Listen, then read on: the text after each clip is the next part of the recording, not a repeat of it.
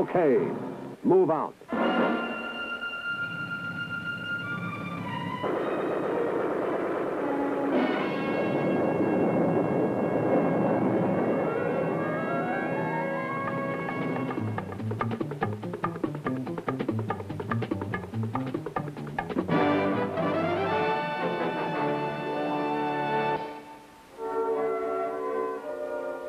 The armies of ancient times had one mission: conquest. To seize land, to exact tribute, to take hostages. This has been a traditional role of the warrior. We of the United States Army are the proud inheritors of a more enlightened tradition. Because our nation was born and developed on a foundation of freedom and dignity for all men, our Army throughout our history has been employed in the defense of these high principles. Today, more than ever, the United States soldier serves with pride in the knowledge that he is defending these principles against the threat of world conquest.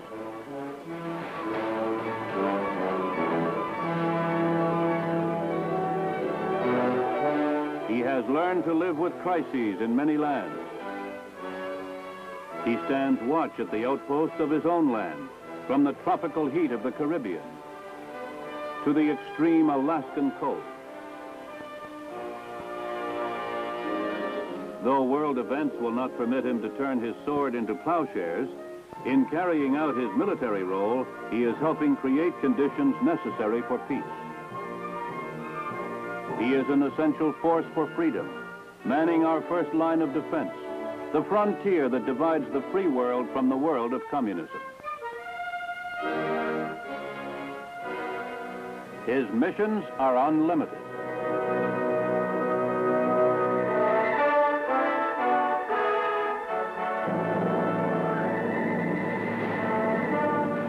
The Army's current missions and military posture have been dynamically shaped by world events since the close of World War II. The rise of the Soviet Union as the aggressive leader of world communism. In China, the emergence of a second powerful communist government. The war in Korea, where U.S. and free world action checked an overt, large-scale communist aggression. Crisis in Berlin, where again firm and swift action demonstrated U.S. determination to maintain our rights in the area.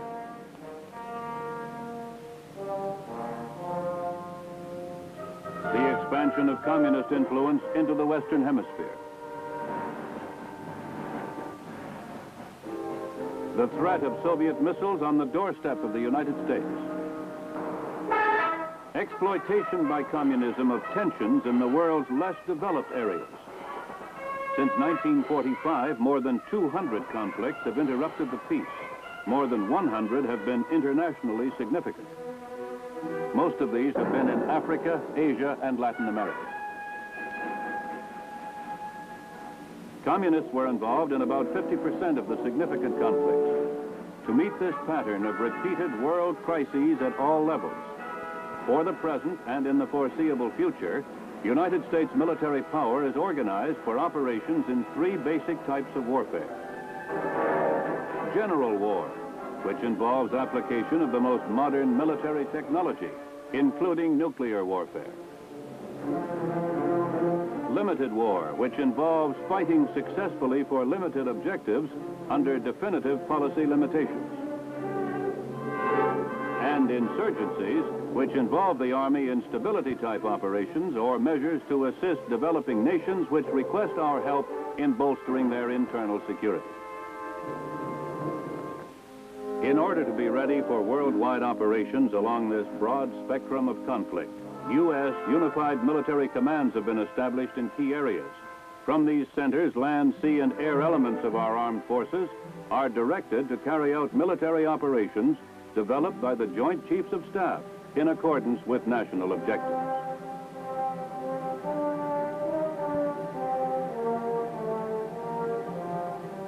Within each unified command, U.S. Army components are assigned missions which involve land operations. These assignments have increased in recent years to an unprecedented degree. To carry out their vast variety of missions, Army forces are deployed around the world.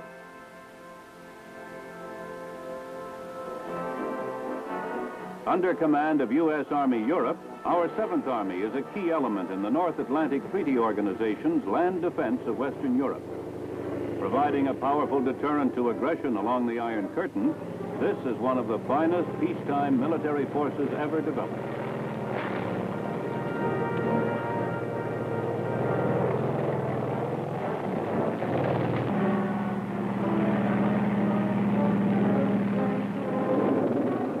In Berlin, a brigade of the U.S. Army affirms our rights in the divided city and is ready for any military emergency.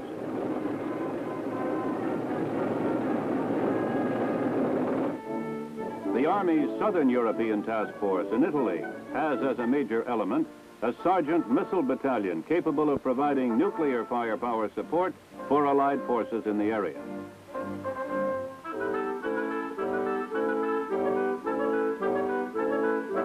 Our CTAF forces also provide training for members of the Italian Army in missile operations. Supplies are stockpiled at various strategic locations in Western Europe for use by troops permanently assigned to the area and for other forces that may have to be deployed there quickly. The line of communication of the modern field army is a complex of supplies, equipment, and services that must be available on a round-the-clock basis.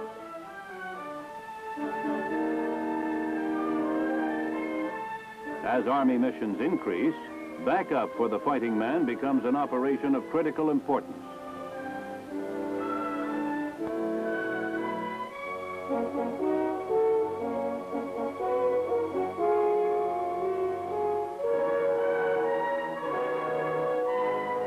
In the United States Southern Command, Army forces have the primary responsibility of providing land defenses for the Canal Zone.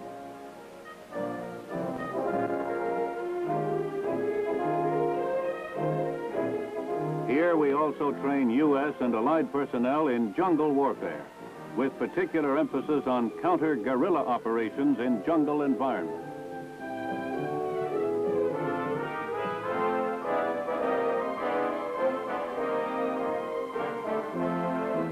The unconventional type of warfare which characterizes insurgent actions requires a high degree of unusual skills on the part of the soldier who must cope with them. Counterinsurgency operations courses are stressed at our Army's Southern Command School of the Americas.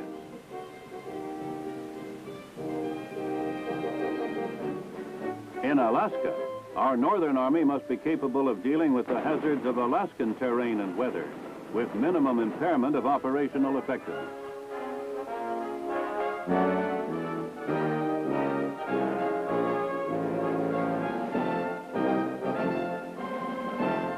Training of units and testing of materiel in cold weather conditions occupies a major part of the Army's Alaskan activities.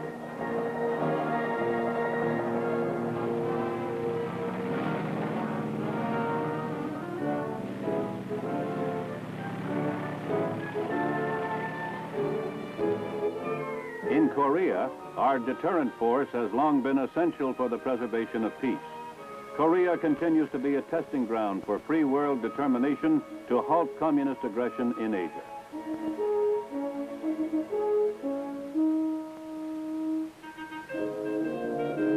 Logistical support for Army operations in the Pacific area has long been centered in Okinawa. Concentrated here are many varied supply activities.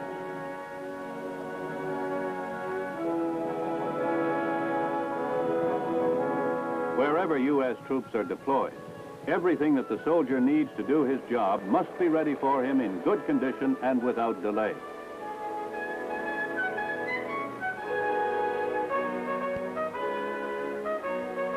Apart from the Army's primary combat and security missions, many other missions have arisen for the American soldier.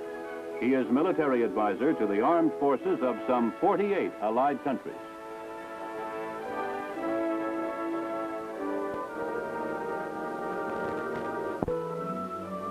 In many of the world's less developed areas, he is doctor and medical technician.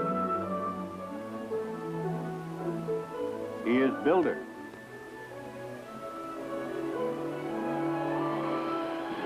teacher,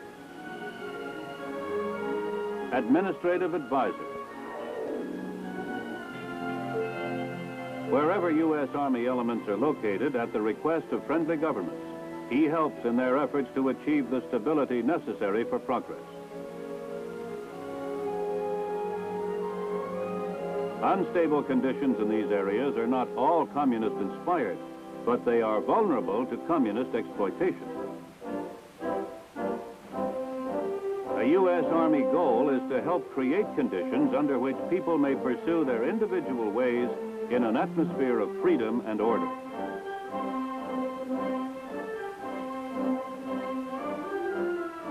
Internal stability and military security cannot be separated. Nations, large or small, must not only be able to defend themselves against external attack, they must be able to conduct their affairs free from external forces which foment disorder. In working with other nations, the Army seeks to build an awareness in the host country forces of the importance of their responsibility for increasing the strength and effectiveness of their own government.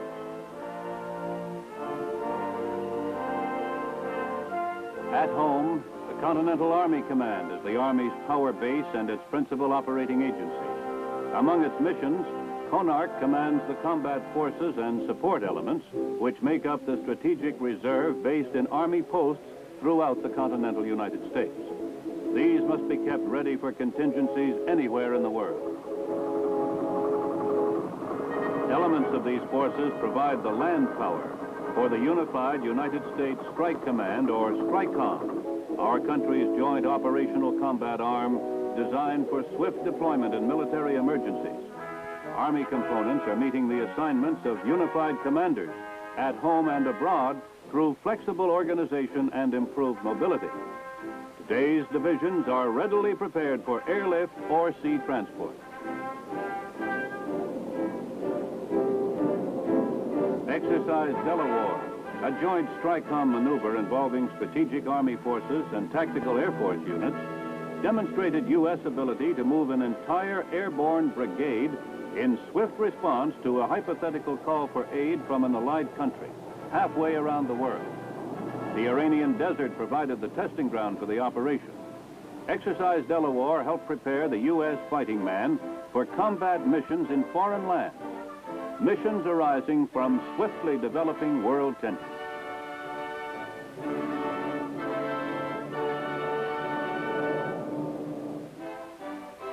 Another important Army mission is to assist in the air defense of the North American continent. Air defense is recognized as a joint task in which the Army shares responsibility with other services.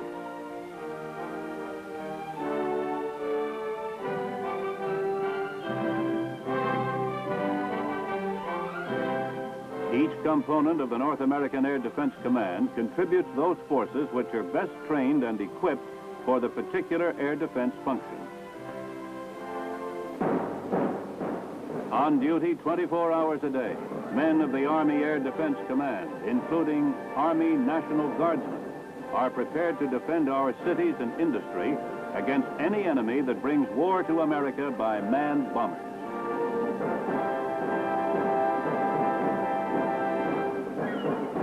Equipped with surface-to-air missiles, these units can deliver conventional or nuclear fires.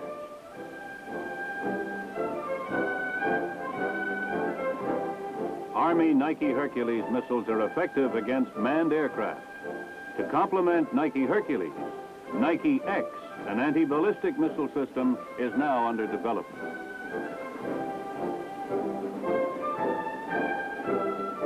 Army missions at home and abroad include a variety of tasks employing the soldiers' skills on behalf of civilian populations.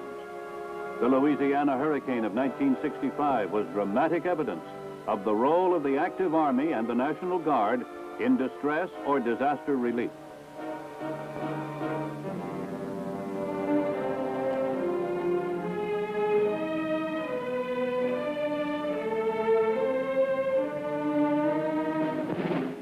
The success of all Army missions depends inevitably on one basic asset, the ground combat soldier.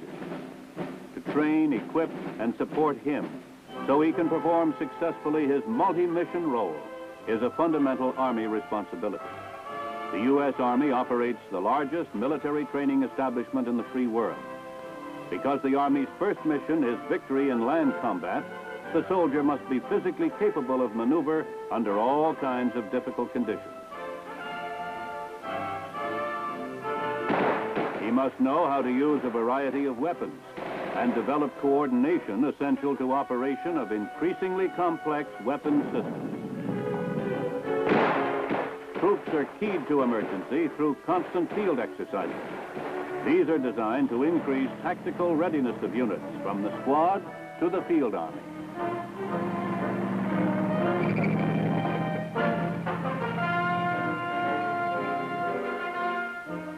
Army schools train in specialized military skills.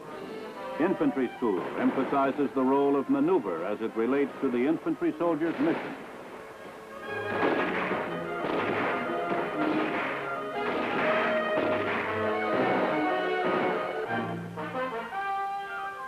Armor training exploits mobility and firepower.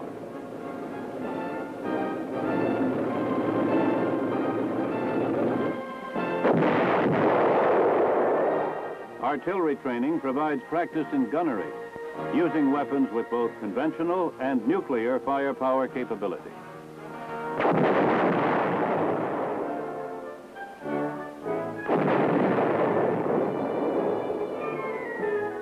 To prepare the soldier for assignments in communications electronics, instruction is offered in strategic as well as tactical communications.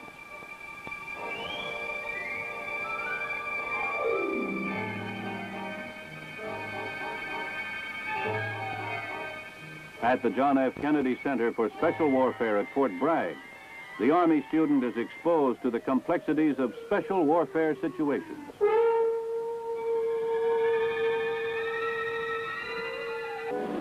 Instruction is provided in all aspects of unconventional warfare, counterinsurgency, and psychological operations.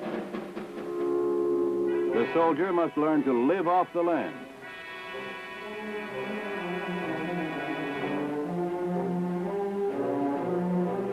In addition to techniques taught here, counterinsurgency concepts are stressed in all Army schools. In other schools, training is conducted in the technical and administrative services. The objective of all training programs is to raise the level of individual proficiency in order to create the best possible Army team.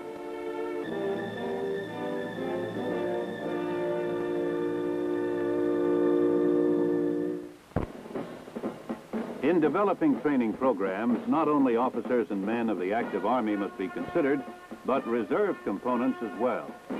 Army facilities are employed in the training of all reserve elements.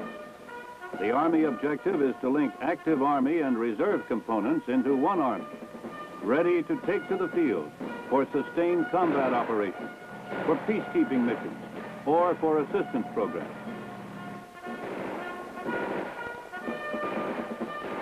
A major factor in achieving this objective is the Army Reserve Officers Training Corps program, which prepares a large segment of American youth for future military responsibilities.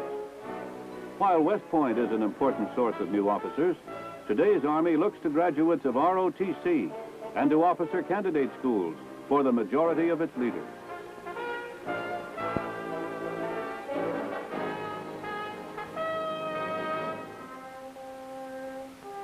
To support the soldier with weapons, supplies, and equipment is the responsibility of the Army Materiel Command. AMC provides the logistical and technical information needed by American business and industry in the production of Army materiel.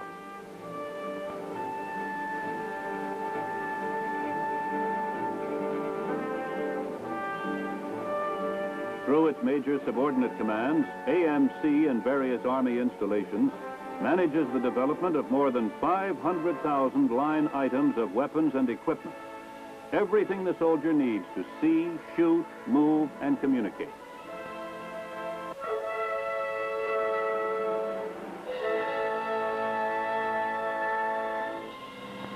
Because the soldier must be supported not only on land, but in his immediate water and air environment, Army planning must include wide ranges of materiel. These must be kept on hand and ready to meet military contingencies anywhere in the world.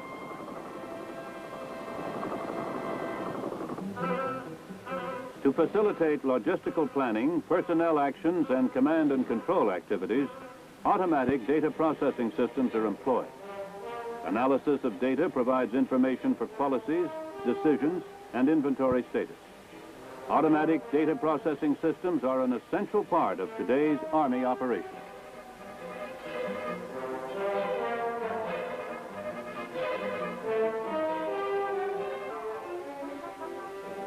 To provide the finest combat equipment in the shortest possible time and at the least cost requires continuous research and development. New ideas in mobility, weaponry, and communications must be explored. A thorough research capability must be maintained into advanced technology concerning the three basic types of warfare. There will be a continuing need for research in the heavy military hardware essential to U.S. deterrent power.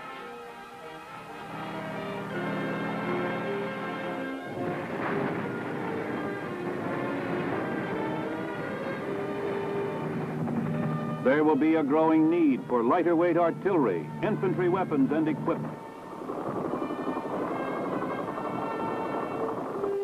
For engineering support in all environments of Army operations.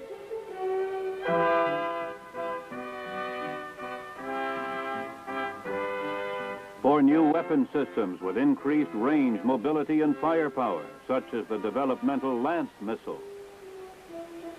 And the Shillelagh weapon system, seen here mounted on an armored vehicle. For improved transportation, as demonstrated by the 1 1/4 ton cargo truck XM561. And for more versatile Army aircraft, such as the light observation helicopter.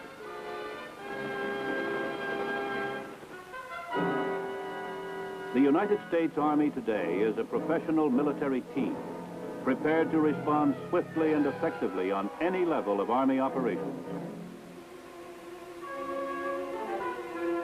The multi-mission capability of the Army, tested in many crises since World War II, met new and severe challenges in 1965. In the Dominican Republic, less than 1 week after U.S. troops were ordered into Santo Domingo at the request of the strife-torn Caribbean country, 2 brigades of the 82nd Airborne Division were flown in.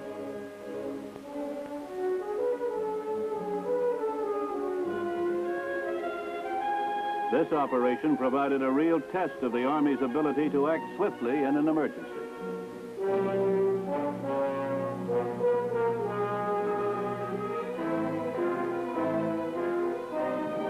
In Vietnam, U.S. assistance, advisory in nature since 1954, now demanded additional personnel and equipment on a scale to meet growing and bolder communist aggression. The flexible nature of the Army force structure allowed for swift deployment of troops best suited for operations in the area. First major Army combat unit sent to Vietnam was the 173rd Airborne Brigade deployed from Okinawa.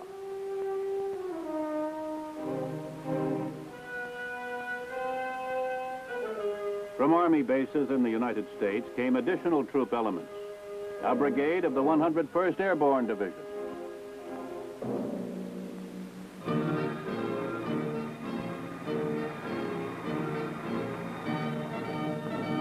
Troops of the 1st Infantry Division, the famed Big Red 1.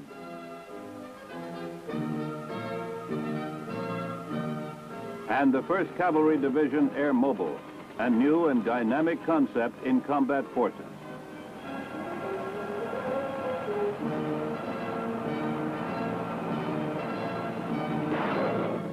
The Air Mobile Division, with its own organic aircraft and aerial weapon systems, is particularly adaptable to operations in rough terrain. To help in the logistical support of U.S. combat forces in Vietnam, Army engineers are building new base facilities at Cam Ranh Bay on the South China Sea.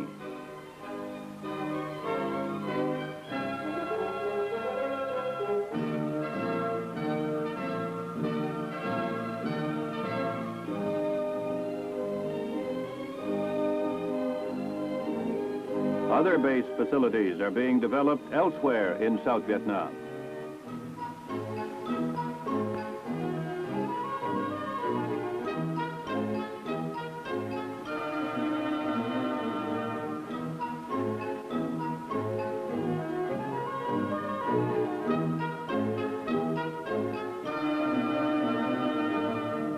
The pace of our buildup in Vietnam is steadily rising to meet our nation's commitments in the area.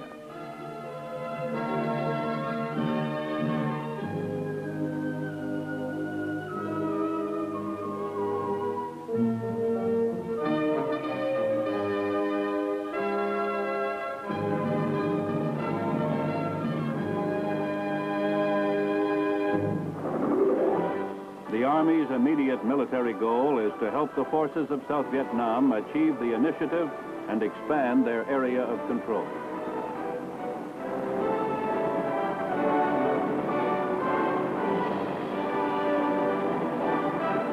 We do not know the scope of Army operations yet to come. We do know that whenever the Army is called upon, and wherever it must go, the United States soldier must be prepared.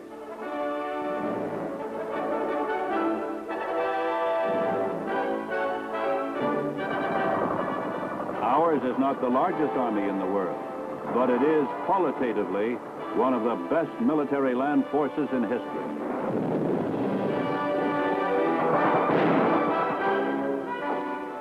The effort necessary to maintain it reflects the importance our nation places on the security of the free world.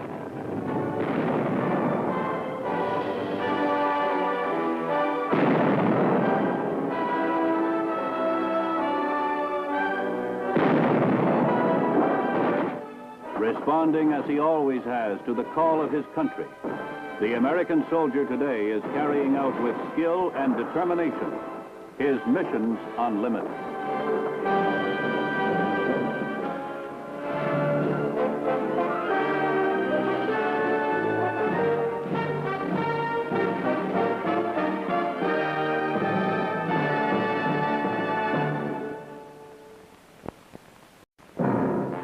Okay, move out.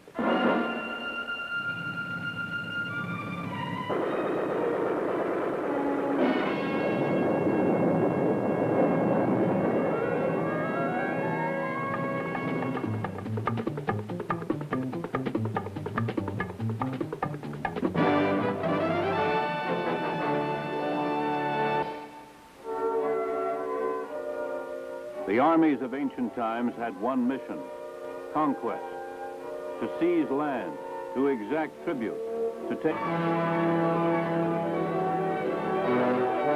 He has learned to live with crises in many lands. He stands watch at the outposts of his own land, from the tropical heat of the Caribbean to the extreme Alaskan coast. Though world events will not permit him to turn his sword into plowshares, in carrying out his military role, he is helping create conditions necessary for peace. He is an essential force for freedom, manning our first... In China, the emergence of a second powerful communist government. The war in Korea, where U.S. and free world action checked an overt, large-scale communist aggression. Crisis in Berlin, where again firm and swift action demonstrated U.S. determination to maintain our rights in the area.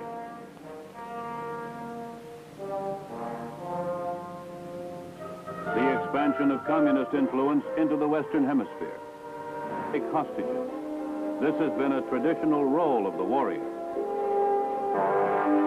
We of the United States Army are the proud inheritors of a more enlightened tradition. Because our nation was born and developed on a foundation of freedom and dignity for all men, our Army throughout our history has been employed in the defense of these high principles. Today, more than ever, the United States soldier serves with pride in the knowledge that he is defending these principles against the threat of world conquest. Line of defense, the frontier that divides the free world from the world of communism. His missions are unlimited.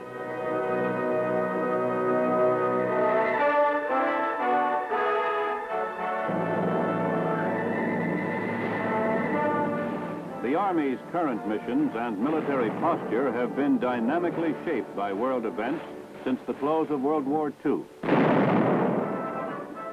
The rise of the Soviet Union as the aggressive leader of world communism.